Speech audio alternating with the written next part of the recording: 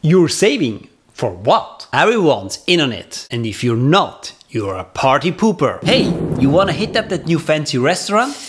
I've got my lunch with me. How about joining the tennis club in Zurich next week?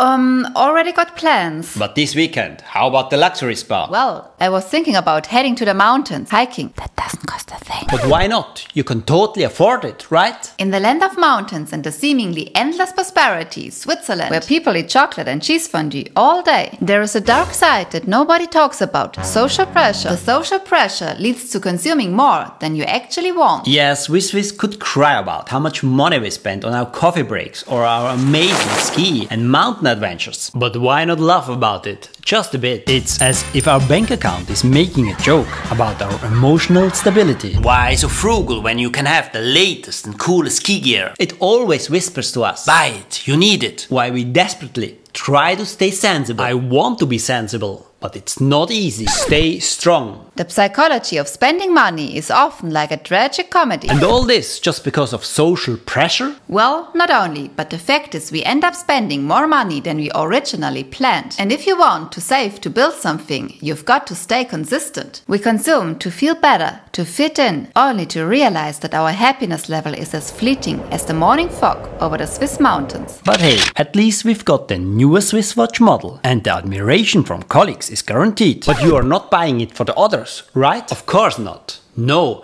because I absolutely need it. Well, of course, you need a watch, because in Switzerland, punctuality is a must. Perhaps, just perhaps, the true luxury is realizing that sometimes we are fooling ourselves and laughing about it. Because in reality, social pressure and excessive consumption go hand in hand. And the line between too much consumption and addiction is dangerously close. And addiction is a serious issue in Switzerland. According to the Swiss Federal Office of Public Health, 5% of the Swiss population suffers from shopping addiction. And that's no laughing matter. But let's be real, spending money and treating yourself is just plain fun. Nice clothes, fancy restaurants, a great apartment, exclusive travels and the whole shebang. In Swiss society, the idea and expectation of what is considered normal is sky high. The Swiss status quo is as high as the Swiss mountains.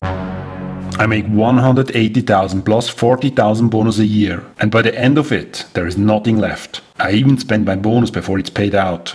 All because I want to keep up with my surroundings. Always more exclusive and always consuming more. And if you want to play the game, you're forced to have a good income. A life motto of the more, the better.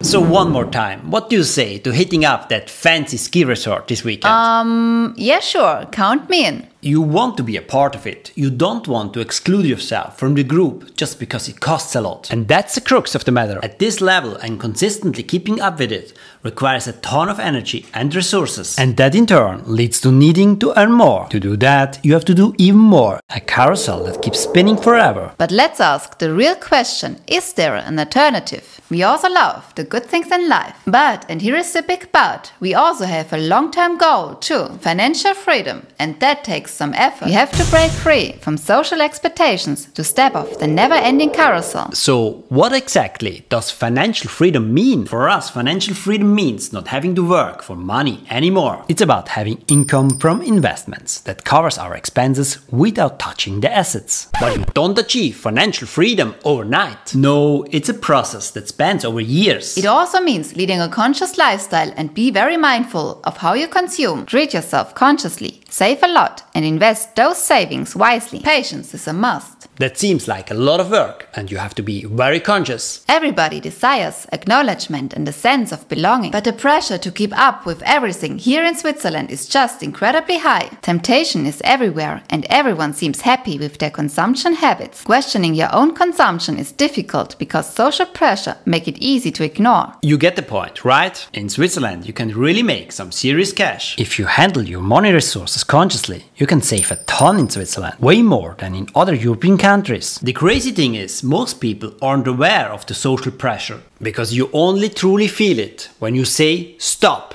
It's only when you dare to try to break free. That's when the full force hits you. You're saving for what? Social pressure almost doesn't allow you to save big. Everyone's in on it, and if you're not, you're a party pooper. But let's be real, it's not a popular topic of discussion in Switzerland. It's disruptive, it ruins the fun. Again, we love the good life, but, and this is crucial, it feels better when you consume consciously when consumption isn't the norm. If it stays special, it just feels way better. We believe it heavily depends on your personal mindset, what truly makes you happy and what doesn't. What about you guys? Any similar experiences? Even if we are pretty good at sticking to our goals, the temptation is very high. And it's way easier to just go with the flow than to follow a strict plan with discipline. How do you feel about it? We are very curious if you had similar experiences. And don't forget to give us a thumbs up. See you in the next video.